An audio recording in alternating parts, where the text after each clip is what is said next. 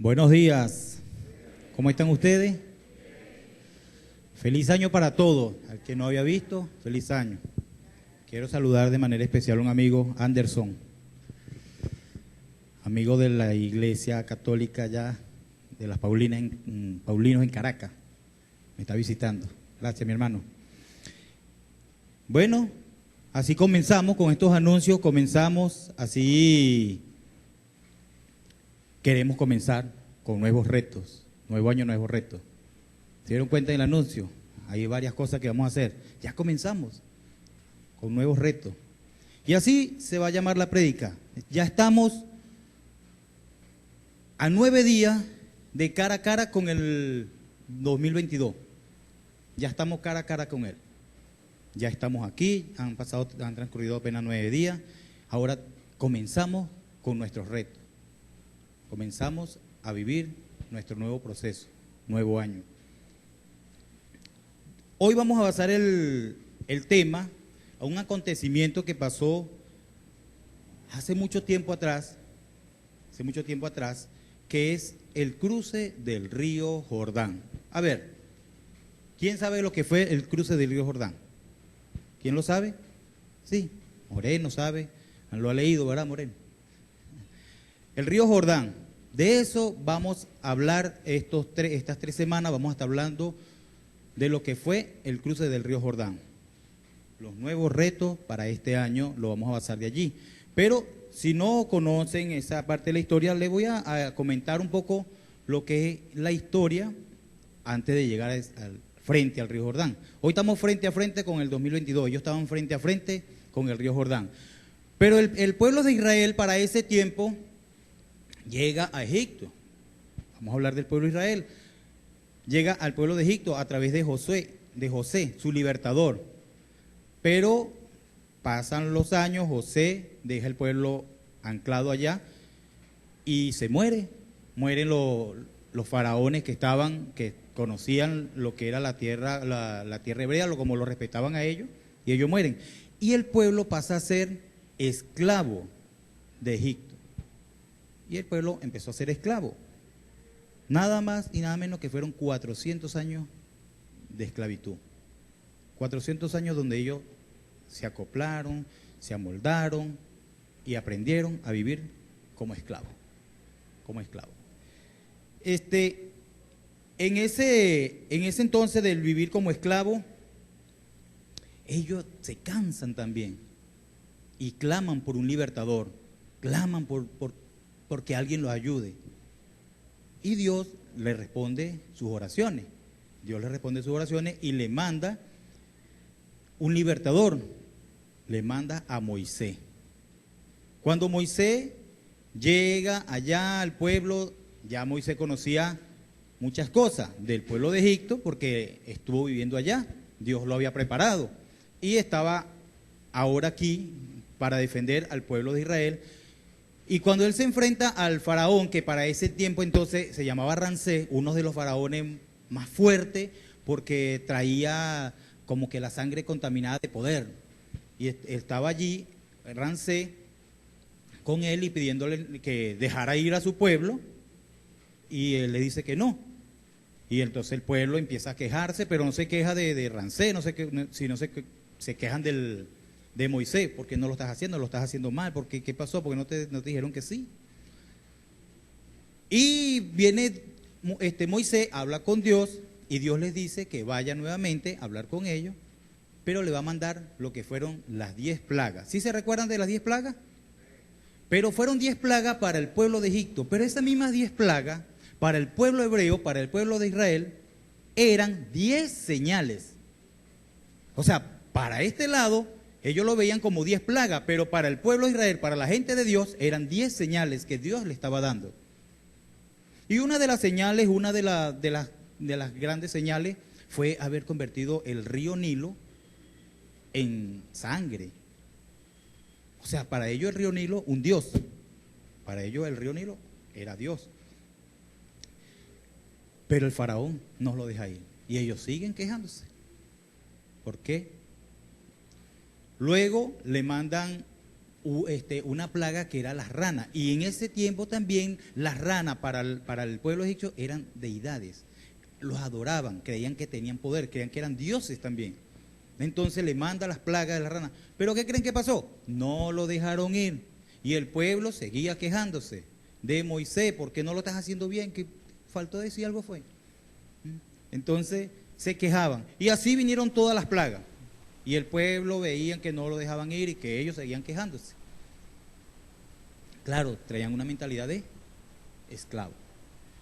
Cuando le mandan la última plaga que es la muerte del primogénito, le manda la muerte del primogénito, Dios al pueblo de Israel no solamente se le muestra como una señal allí, sino que le da una señal nueva a ellos. A ellos les dice que deben sacrificar un cordero y con la sangre del cordero ellos iban a poner una marca en las puertas y la muerte no lo iba a tocar a ellos. O sea, una nueva señal para ellos. Llega la muerte, muere el primogénito de Ramsés. Cuando ya pasa eso, ahí Ramsés sí dijo, váyanse, ya no aguanto más. Y dejan ir al pueblo. Y una vez que lo dejen ir al pueblo, una vez con su dolor, viendo el sufrimiento de su esposa, viendo todo, él manda a perseguir nuevamente al pueblo, y el pueblo va llegando al río, al Mar Rojo. Y se encuentra entonces el pueblo de Israel allí, frente al Mar Rojo. Están cara a cara ahora con el Mar Rojo. Detrás viene el ejército de egipcio, ¿a qué? A destruirlo. Pero si ven de este lado y miraban de este otro lado, se encontraban con un desierto. ¿Qué hizo el pueblo de Israel? ¿Qué creen ustedes que hizo el pueblo de Israel? El primer grupo sí lo respondió. Se siguieron quejando y se quejaban. Y el pueblo de Israel estaba quejándose. ¿Para esto nos trajiste? ¿Para morir acá? ¿Para esto nos sacaste? ¿Para morir acá? ¿A quién le están diciendo? ¿A Dios o a Moisés? Se lo decían a Moisés, pero realmente lo estaban diciendo a Dios. ¿Verdad? Entonces Moisés habla con Dios y Dios le da unas instrucciones. Y levanta la vara y el pueblo, el Mar Rojo, se abre y el pueblo logra pasar. Una vez pasado, y nada más no que pasó, sino que el ejército que venía atrás también lo destruyó, o sea, lo libró del mar. Una vez estando de este lado allá, el pueblo tiene sed y van a beber agua a un río y el agua se encontraba amarga. ¿Quién cree ustedes? Hasta allí, en esa salida, hasta allí, Dios no le había dicho nada, porque sabían que traían una mentalidad de esclavo, una manera, ellos venían con sufrimiento, ellos venían pasando necesidades. Pero cuando ellos están de este lado ahora y beben del agua amarga, ¿ellos qué creen que hicieron? Se quejaron, se volvieron a quejar. Y ahí sí Dios dijo, no, ya basta, listo, ahora sí. Ya va, te puse todas las señales, te di todos los milagros, no te dije nada, ni siquiera que confiaras en mí. Él lo hizo. Ahora que ya estás de este lado, que estás en tu parte segura, ¿qué haces? Te vas a quejar. Y se quejaron con el maná y se quejaron con todo lo que hacían, lo que vivían allá. ¿Saben? Un viaje que estaba programado para 40 días se convirtió en 40 años. Entonces, esa generación quejona, esa generación que no quería sino quejarse porque lo estaban haciendo mal o lo estaban haciendo esto, esa generación lo que hizo fue que no cruzó a la tierra prometida. Fue una generación que Dios dijo, ya basta. Preparó una nueva generación y esa generación no llegó. Moisés levanta un sustituto. Moisés levanta a Josué, pero de esa generación queda Josué y Caleb, quedan 2 personas y ellos, pero de Josué vamos a hablar, ellos sí iban a cruzar. de ellos iban a, de Josué vamos a hablar, ellos iban a cruzar. Cuando Moisés muere, queda Josué al frente, y ahora ya están frente al río Jordán. Estamos en el cruce del río Jordán, aquí llegamos. ¿Y ahora sí entendieron la historia del cruce del río Jordán? Aquí llegamos. Está Josué frente al río Jordán, han pasado 40 años, ya no es un éxodo, ahora vamos hacia la conquista, ahora vamos a una nueva etapa, estamos apenas 9 días del año, ahora vamos a la conquista, ya hemos venido sufriendo mucho, pandemia, todo, pero aquí vamos nuevamente, aquí estamos, como hijos de Dios. Entonces, pero Josué está ahí, no sabe qué va a hacer todavía. A pesar de que Moisés le había dado instrucciones, Moisés le había enseñado cómo guiar el pueblo, Josué todavía no sabe qué va a hacer. Y cuando Josué se encuentra allí, se encuentra con un río que aproximadamente para él era un obstáculo, una barrera. Está el río, ¿sabe? Un río que aproximadamente debía tener 131 kilómetros, dice. Lineal, si lo vamos en cauce se ponía más largo, pero 131 kilómetros, desembocaba en el Mar Muerto y allí estaba el río. Entonces, ¿cómo veían el pueblo de Israel, cómo lo veía Josué? Lo veía como un obstáculo, como algo de imposibilidad. Pero los cananeos que estaban de este lado, a la tierra que iban a conquistar, que iban a conquistar, los cananeos veían como una barrera de protección. Ellos veían una barrera de protección. Y está Josué allí, en ese río. No pueden pasarlo porque como 131 kilómetros. Tiene una anchura como una cuadra y algo. Porque era el río, uno de los ríos más pequeños, comparado con el Nilo, con el Siri, con otros ríos, él era el más pequeño. Y sin embargo, pero traía un cauce porque la palabra nos dice que en ese tiempo estaba en tiempo de cosecha y el cauce venía a una velocidad de 8 kilómetros por hora. O sea, ¿cómo lo pasamos? Si no podemos pasarlo nadando. Más ellos traen sus atriles, ellos traen sus cosas que van a llevar para la conquista, que llevan sus carpas. Además vienen mujeres y niños. No era solamente hombres, mujeres y niños. Entonces pasarlo a pie era imposible, nadando tampoco. Entonces era un muro que tenía ni un obstáculo, un muro de contención, un obstáculo. Era una imposibilidad. ¿Saben? Pero entonces Josué habla con Dios y Dios le da unas instrucciones a él. ¿Qué debo hacer, Señor? ¿Qué debo hacer? Y Dios le da unas instrucciones y le dice que tiene que hablar con el pueblo de Israel. Y esto es lo que le dice en la Biblia. Dice 3.5, Josué 3.5 dice: entonces Josué le dijo al pueblo, aquí ya Dios habló con Josué y ahora Josué le está explicando al pueblo qué es lo que vamos a hacer. Entonces Josué le dijo al pueblo: purifíquense, porque mañana el Señor hará grandes maravillas entre ustedes. Purifíquense. Ahora Josué le está diciendo al pueblo: purifiquen. Ya el Señor me dijo qué es lo que vamos a hacer, pero primero tienen que hacer esto: purifíquense. En otras versiones, Reina Valera dice: santifíquense. Santifíquense. Entonces, estamos aquí en purifíquense. ¿Qué es purificarse? A ver. Lavarse, es prepararse. Purificarse era una preparación especial que le estaba diciendo Josué que hicieran. Tienes que prepararte con algo especial. ¿Saben? Cuando vamos a una cita y vamos a conquistar a nuestra pareja por primera vez, nosotros, ¿qué hacíamos nosotros? Nos preparábamos bien y nos íbamos.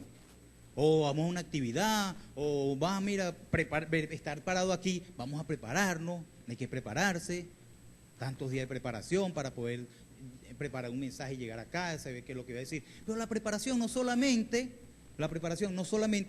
era externa, no era cacheroso, no.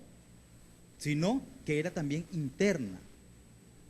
O sea, era una preparación interna. O sea, vamos a prepararnos para una ocasión especial. Sí, qué ropa me pongo, tal cosa, pero te toca dar el meeting a ti. Ay, ¿qué voy a decir? Voy a buscar esto, a ver, voy a estudiar de lo que voy a hablar. Entonces es una preparación. Santifíquense, purifíquense, santifíquense. Pero purifíquense también es alinearnos con Dios. Nos preparamos, ¿cómo? ¿Cómo nos preparamos? Alineando nuestro corazón con Dios. Así nos preparamos. ¿Qué es alinear el corazón con Dios? ¿Qué es preparar el corazón con Dios? Ponernos a cuenta con Él. Ponernos a cuenta con Él. Eso es lo que le estaba diciendo Josué. Pongámonos a cuenta con Él. Reconozcamos lo malo que hemos hecho. Esa era una nueva generación, pero no sabía si todavía quedaban algunos quejones ahí. Habían aprendido del viejo patrón. Purifíquense, pónganse a cuenta con Dios. Deben reconocer lo malo. Eso es lo que le estaba diciendo Dios. Reconozcan que han fallado. Reconozcan que están fallando. Purifíquense. Dios les dice, hey, ahora arrepiéntanse. Arrepiéntanse de eso que han hecho, eso que están sintiendo.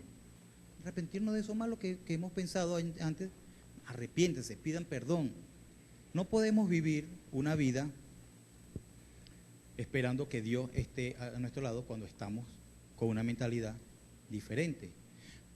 ¿Por qué Dios les sigue diciendo eso? Porque ellos, recuerden que traían una mentalidad de esclavo. Y a veces somos esclavos ¿de qué? Del pecado, de la pornografía, pecado de las malas palabras, de la vieja carne. Y Dios nos perfeccionará hasta el día que venga. Pero somos esclavos. ¿Sí? ¿Sí me entienden? Entonces debemos perdonar, debemos prepararnos, debemos purificarnos.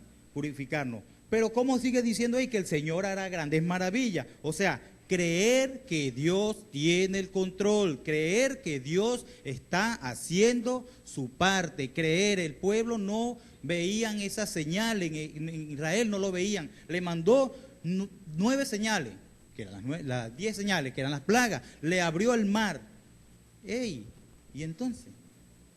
Entonces debemos creer porque el Señor hará grandes maravillas en ustedes. El Señor le hará milagro. El Señor estará con ustedes. Entonces, ¿qué debemos hacer? Alinear nuestro corazón con Dios. Debemos alinear nuestro corazón con Dios. Ahora, ¿cuáles son esas instrucciones que le dio? Ya esto se lo está diciendo Josué al pueblo. Esto es lo que debemos hacer. Ahora, ¿cuáles son las instrucciones? Bueno, Dios les dice que tiene que, el pueblo de Israel, pero el pueblo se componía de unas tribus, y una de las tribus eran los levitas, que eran preparados para adorar a Dios como sacerdotes. Y él le dijo, hey, que los sacerdotes agarren el arca del pacto y avancen hacia la orilla, y el pueblo debería esperar a más de 1 kilómetro o a 1000 metros de distancia. Entonces, deberían esperar. Cuando el pueblo llegue a la orilla, y se meta el agua, moje los pies, el agua se detendría. Esa fue la señal que le mandó Dios al pueblo. Sigue diciendo de esta manera. Pasa la otra, hijo. Ajá. Entonces, leemos aquí así. Entonces, los israelitas salieron del campamento y cruzan el Jordán.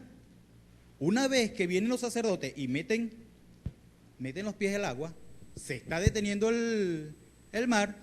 La instrucción era, ahora, vénganse. Estaban a casi 1 kilómetro. Pero tampoco es que el mar se paró así, y puso una... No. Entonces, el río. Y pasó, el pueblo venía. Avancen. Le dijo entonces le salieron del campamento, salieron de donde estaban parados. ¿Saben? ¿Recuerdan lo que era el Jordán para ellos? ¿Qué era el Jordán? Un obstáculo, una imposibilidad. algo que no permite cruzar. Ellos estaban esperando instrucciones. ¿Cómo hago para sobrepasar este obstáculo? ¿Tenemos obstáculos? Entonces, hay una pregunta que es para ustedes, para nuestra época. Y la pregunta dice así: ¿cuál es tu Jordán? Ya sabemos lo que es el Jordán. Ahora, ¿cuál es tu Jordán? ¿Será el miedo? ¿Será una comunicación con tu hijo? ¿Algo que te impide avanzar el crecimiento con esos muchachos? ¿O con tus padres? ¿O con tu pareja, con tu esposo, con tu esposa? ¿Estás fallando? ¿Por qué? ¿Por qué no puedes avanzar? ¿Hay un Jordán en tu vida? Mire, cada uno de nosotros tenemos Jordanes. El mío, no sé cómo se llamará este mapa mío, tiene muchos ríos, pero hay muchos Jordanes. Y cada uno de nosotros siempre tenemos un Jordán. ¿Cuál es tu Jordán? Identifica tu Jordán. Identifica tu Jordán. Tal vez tienes una imposibilidad para. Tal vez Dios te dijo, no puedes, o no, no por ahora. Tal vez tu Jordán es una enfermedad, problema financiero. ¿Identificaste tu Jordán? Tu Jordán puede ser personal, actividad económica, avanzar en nuestra empresa, en nuestro negocio. No hemos podido. Y siempre invierto y hago esto y estoy donde mismo. ¿Qué te impide avanzar? ¿Qué te está impidiendo a ti cruzar, conquistar? Entonces, identificaron su Jordán. ¿Saben cuál es la respuesta de Dios para esto? La misma respuesta que le dio al pueblo de Israel. ¿Se recuerdan cuáles eran las instrucciones que le dio al pueblo de Israel? Sí, las mismas instrucciones.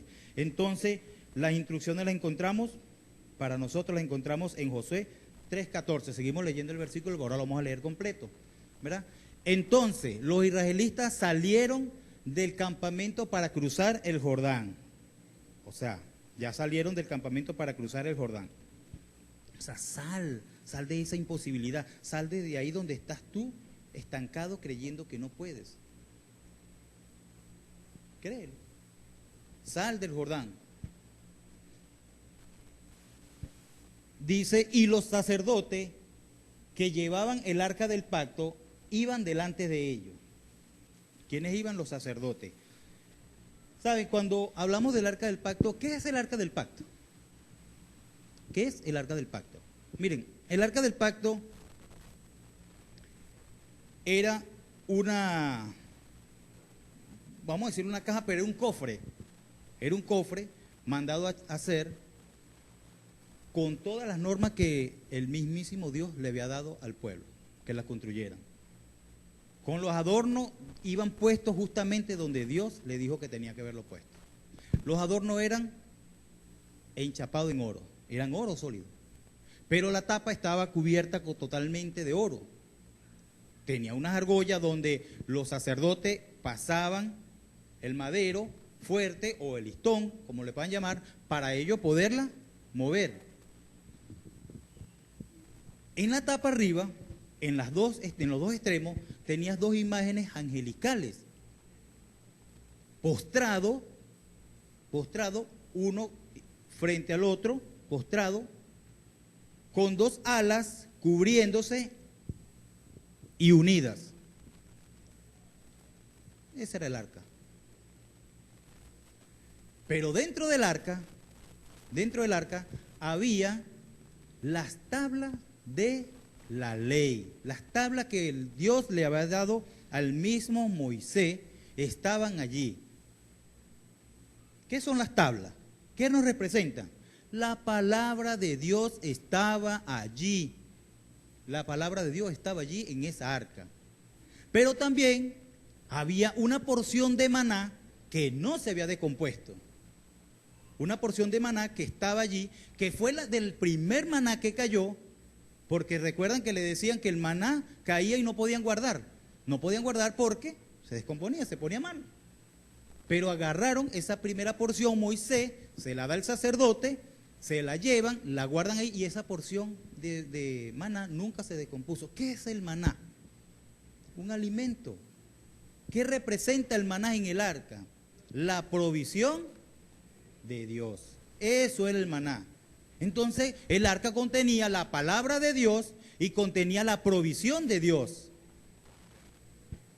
Pero también tenía la vara del primer sacerdote, el hermano de Moisés, Aarón. Tenía también la vara, la cual estaba guardada allí. Y dice la palabra que floreció, enverdeció, dicen otras versiones. Allí, estando allí, enverdeció y echó fruto. ¿Qué está manifestándose Dios ahí? Su poder, autoridad. Entonces, esa vara nos representa la autoridad puesta por Dios. Y en este caso era Aarón. ¿Quién es nuestra autoridad aquí? El pastor Elvin, puesto por Dios. Entonces, siempre Dios ha puesto hombres con autoridad. Porque Dios no busca a una persona que esté culta ni nada. Dios conoce los corazones y pone a la persona que Él dice, yo quiero que seas tú. Y ahí está. Y eso representa. Entonces, ¿qué encontramos en el arca del pacto? ¿Qué encontramos? La presencia de Dios misma. La presencia de Dios misma. Pero ustedes me preguntarán, me dirán, a lo mejor con los que tienen más experiencia, con cursos de teología, miran, pero es que Dios está en todas partes, Dios es omnipresente, omnisciente, Dios es... ¿ah? Claro que está la presencia de Dios ahí. Está allá, está aquí, está allá, está en el mismísimo, está. Dios está ahí. Sí, es verdad, tienes mucha razón. La presencia de Dios estaba allí.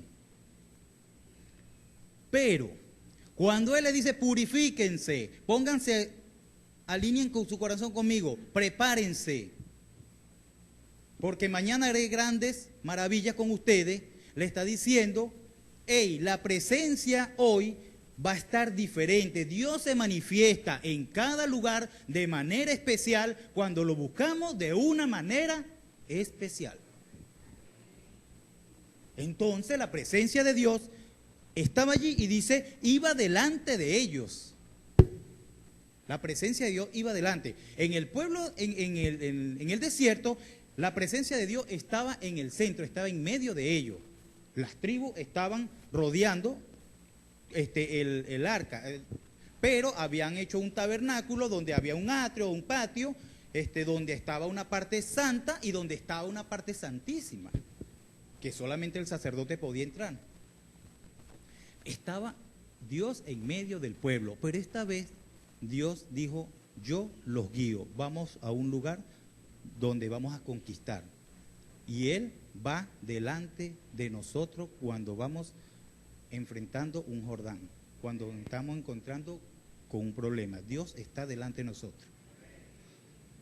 Y eso representa la presencia de Dios. Ahora yo pregunto, la otra pregunta. Vayan anotando esa pregunta porque le va a servir para el año completo. Estamos frente al nuevo año. Y la pregunta ¿es Dios quien te guía? Ahora pregunto, ¿es Dios quien te guía? ¿Es Dios quien está guiando tu vida? ¿Es Dios? ¿O acaso son sus prejuicios? ¿Son su orgullo? ¿O es como el pueblo de Israel? Es lo que aprendimos en tanto tiempo de esclavitud en nuestra carne. ¿Quién te guía? ¿Es tu orgullo? Pregunto, ¿es Dios quien te está guiando? Entonces cada uno de nosotros tenemos el Jordán, cada uno de nosotros tenemos un Jordán en nuestra vida, pero también debemos saber que tenemos un guía, ¿verdad? Y es Dios quien nos guía. Cuando hablamos de quién nos guía, ya que se me apagó la guía. Cuando hablamos de quién te guía y conocemos lo que está dentro del arca, ¿es la palabra de Dios quien te está guiando? ¿Es la palabra de Dios quien te está guiando? ¿Es su provisión? ¿O son sus quejas? ¿Qué nos está guiando? En ese problema matrimonial, en ese problema con tu esposo, con tus hijos, en esa dificultad, en esa necesidad, en esa enfermedad, o en ese viaje que tienes planeado, o en tantas cosas, ¿es Dios quien te guía? En ese momento de angustia, cuando estabas enfermo, cuando estabas enferma, cuando estabas allí, o cuando no tenías nada que comer, ¿es Dios quien te guía? ¿Estás seguro que lo has tenido presente? ¿Es Dios quien te guía? Vamos a leer Josué 3:15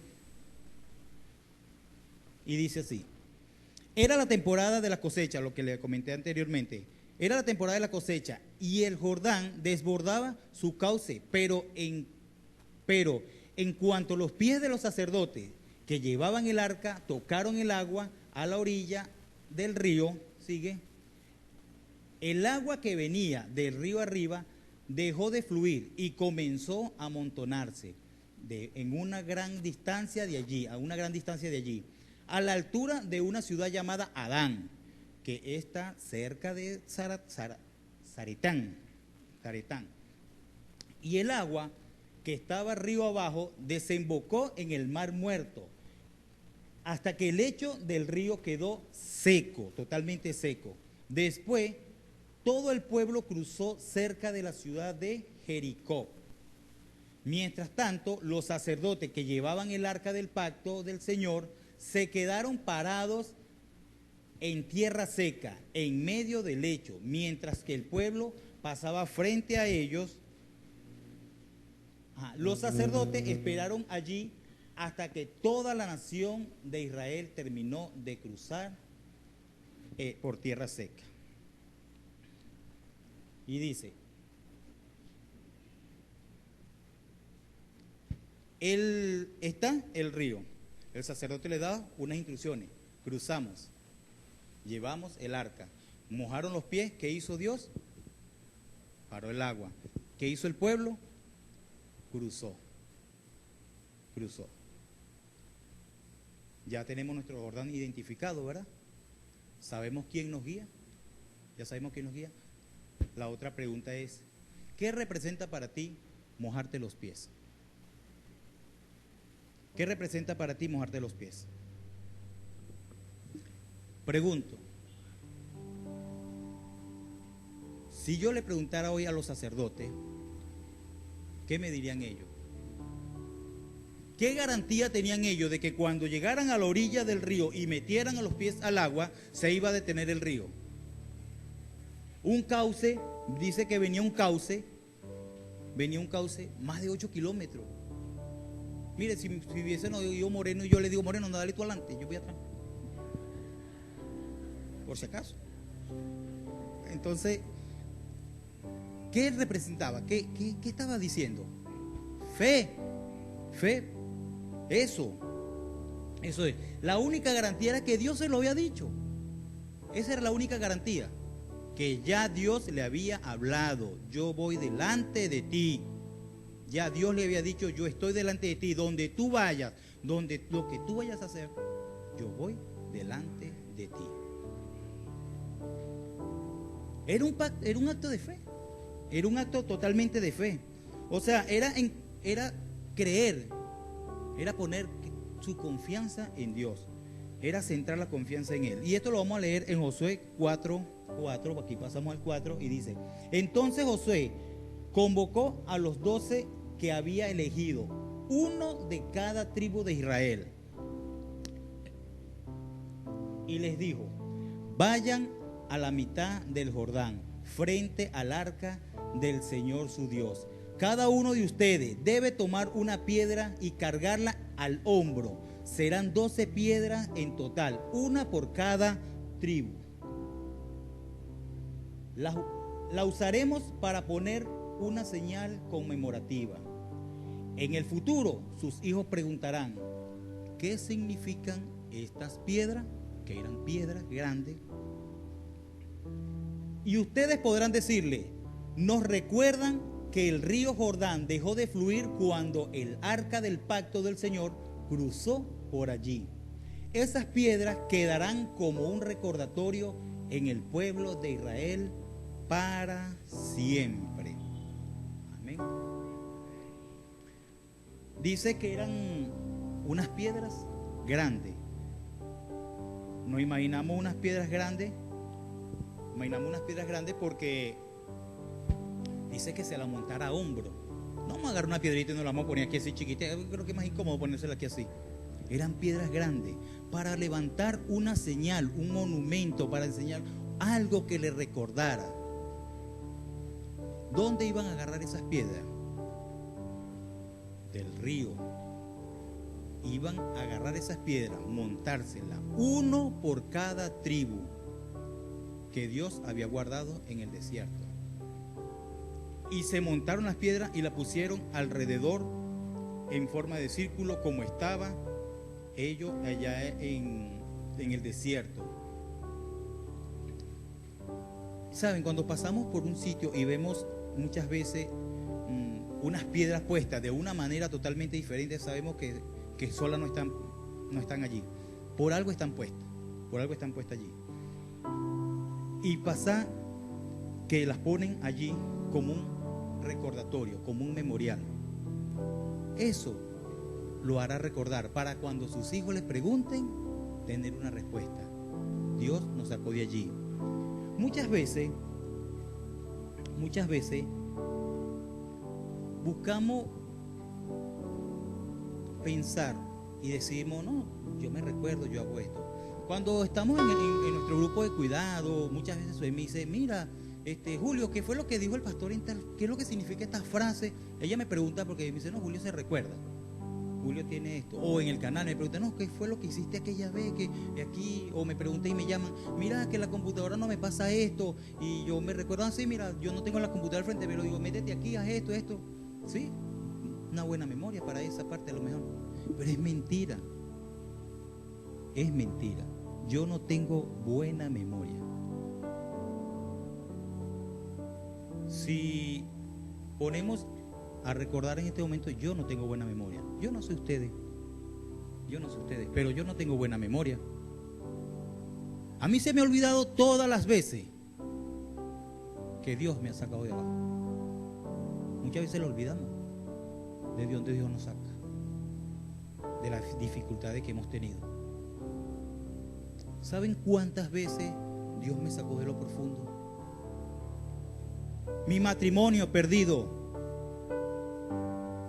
Ayer hablaba con el pastor Elvi y tiene buena memoria. Me dijo, 6 meses estuve con ustedes trabajando. Cada 15 días. Y es verdad. No estaban ni siquiera todavía en lo que era la Buenas Nuevas. Y se me olvidó. Se me olvida de dónde Dios me ha sacado.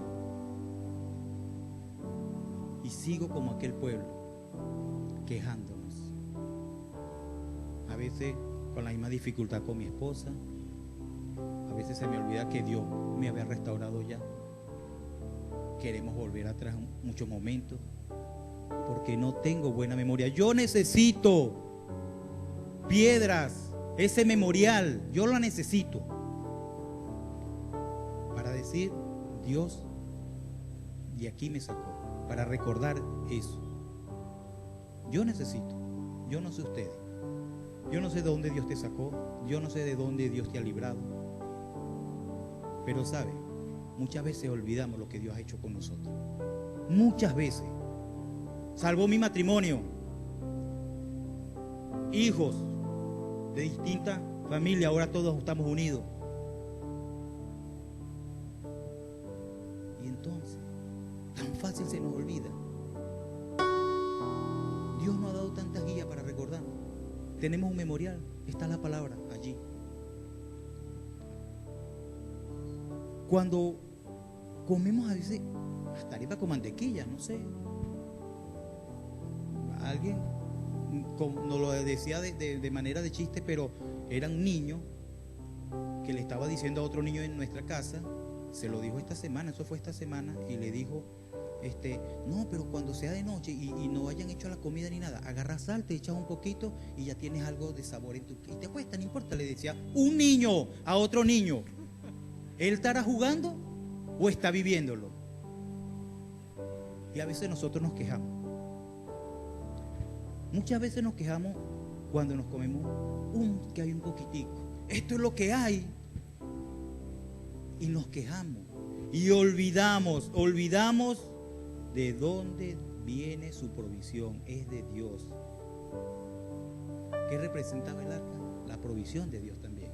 Y lo hemos olvidado, muchas veces lo hemos olvidado. ¿Sabe? Cuando el problema con mi matrimonio, y restauramos y seguimos fallando y seguimos restaurando, porque la palabra me dice que hasta el día de su venida seguirá trabajando en mí. Y entonces voy y le decía a mi esposa, ahora esto se me ocurrió fue hoy, le dije, esto no lo tenía yo planeado, pero vi la nevera, fue Dios, definitivamente fue Dios. Y estoy estudiando en la noche en mi casa y cuando volteo así veo pegado en la nevera de hace mucho tiempo, y los que me han visitado lo han logrado ver, hay mucho tiempo un papelito pegado, una tarea que nos mandó el pastor una vez, y la pusimos allí, y el papel ya no es blanco, es amarillo, de lo viejo que está, pero dice, mi esposa dice, Julio, en mi nombre, mi esposo, mi amado, Dios nos restauró, el que provee, eso, un memorial. Allí está un memorial para saber que fue Dios quien restauró nuestro hogar, pero también es Dios quien nos ha proveído. Hay un testimonio que yo aquí no lo he contado, quería traerlo, mi memorial, mi monumento, o eso para que ustedes vieran, pues lo palparan, el que me hace recordar. Hay un testimonio en mi vida.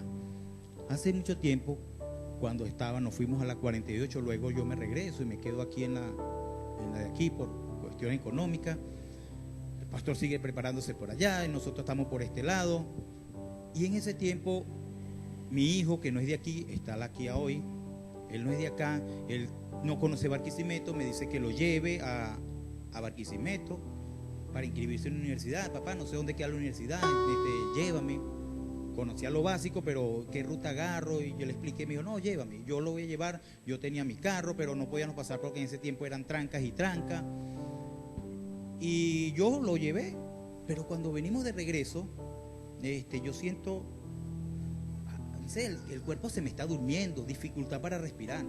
Siento algo de extraño, yo le digo a él, le aviso, le digo, llama a su hey, avísanos, pero no, todavía no los asuste, porque yo me levantaba y agarraba, todavía no. Pero ya, un momento que ya no tos, sino sentí que se me durmió el cuerpo y caí. Yo oía y caí, yo caí, estoy. No sé, él me echaba el cuento y de hecho el cuento me lo echó antier. Y hablaban de que me llevaron, me mudaron de un carro para acá, me sacaron para otro lado, ya yo venía de regreso, al Tamaca. Y encima de eso, bueno, me mandan a hacer, tienes un nivel de estrés, tienes esto, tal cosa, me mandan a hacer también por la cuestión del cerebro. Yo le decía, no, es que se me duerme esto por aquí así, me mandan a hacer la tomografía, las placas. Pero cuando hacen eso, me aparecen unas manchas en el cráneo. No me sé el nombre porque están las doctoras, después se lo mostraré. Pero empecé a investigar, por el nombre yo empecé a investigar qué era. Y decía que era un cáncer en los huesos. Y yo lo hablé de testimonio, pero fue en la otra iglesia cuando llegué allá. Aquí no lo había dicho. Y entonces yo digo, ¿y ahora? Porque de una vez me atacó el miedo, mi Jordán, y empecé a sentirme mal. Cuando estoy allí, hablo con la hermana de su hija, que son médicos, trabajaban ahí, me dice, no, pero ya va, no nos quedemos con eso, puede ser que la máquina estaba manchada, tú sabes que una huella, eso, cualquier cosita, la mínimo, eso te va a salir mal. Me dijo, no te preocupes, vamos a repetir. Y repitieron, pero me volvió a salir la mancha en otro lugar. Y después ella dice, no, yo te voy a llevar donde yo hago mis placas y vamos a hacerte entonces placa por lo demás, porque eso puede ser algo diferente. Y empezaron a hacerme placa en el tórax por aquí y los huesos me salían manchas. No me recuerdo cómo es el nombre. Pero estaba allí y yo lloré. Me puse a cuenta con Dios. Estaba trabajando, estaba en proceso, pero lloré mucho. Me despedí. Voy, decía, ya, se acabó todo. Hablé con mi esposa, llorábamos, le dije, no me mientan, le dije, díganme siempre todo, porque si voy a luchar sabiendo qué es lo que hay, le decía. Es muy difícil cuando no, tranquilo, que está bien, porque la hermana le dijo a ella, ya no me querían decir, es un cáncer, en los huesos. Me molesté, peleamos, le dije, no, me tienes que decir, yo soy el que lo tengo, yo soy el que tengo que saber qué voy a hacer. Entonces, ya mi hermana se había muerto de cáncer, mi papá, entonces yo decía, no, ya va, yo tengo que saber porque para poder luchar. Cuando ellos me dicen, la hermana de Sujei, que es doctora, me dice, tengo una amiga en Acarigua, ella es internista y quiere que vamos allá. Y vamos, le dije. Y nos fuimos, la visitamos, nos quedamos allá. Y ella me dice, no, mira, el nivel de estrés, puede pasar esto, pero te voy a mandar a hacer un gamma óseo. No tengas miedo. Nancy me dijo que era cristiano. Confía. Bueno, me voy. Cuando llego a tomarme un líquido azul, quedan, yo le dije a Dios, me lo voy a tomar, pero haz tú lo demás.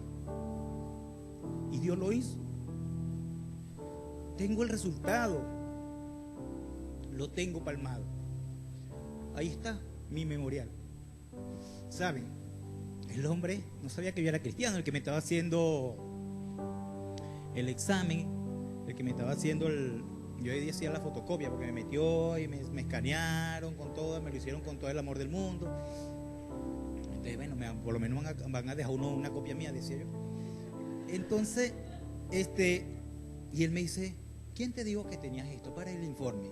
Pero le mostré las placas, que no venía de un solo lugar, que venía de varios sitios. Para ellos estaban equivocados. Para mí, era un milagro de Dios. Entonces, él me dijo, chico, tú lo que estás ahí es sano, anda a beberte una botella y clarito, me decía. Anda a celebrar, tú lo que estás es sano, tú tienes los huesos parecen de 18. ¿Verdad? Con esas palabras me lo dijo, en serio, lo recuerdo. ¿De dónde Dios te ha sacado? ¿Es Dios quien te guía? ¿Cuál es tu Jordán? Estas preguntas son muy importantes que ustedes la tengan escrita en su nevera, que la tengan puesta en su corazón, en su mente. ¿Qué significa meterse? ¿Dónde está tu fe? Los pies al agua. ¿Qué significa? Mira la otra pregunta. ¿Qué piedra de testimonio estás levantando en tu vida? 4 preguntas que debes conocer. ¿Qué piedra de testimonio? ¿Saben? La mejor piedra. Puede ser que tenga las placas, puede ser que tenga los exámenes, puede ser que tenga todo. Puede ser que tenga un papelito pegado allá, mi esposa y yo restaurado en el año tal. Puede ser que lo tenga y eso me recuerda. Pero la mejor piedra que podemos levantar de testimonio es tu vida. Donde tú te levantes, donde tú llegues, ahí llega la presencia de Dios. Tu vida, tu testimonio debe ser tu piedra. Esa es, donde tú te pares, donde tú vayas, donde Dios te guíe, está la presencia de Dios. ¿Qué piedra de testimonio estás levantando? Comienza con tu vida. Comienza con tu propio cuerpo como piedra. Ese es el mejor recordatorio que podemos hacer para que todos puedan ver lo que Dios ha hecho. Amén. Pónganse de pie, vamos a orar.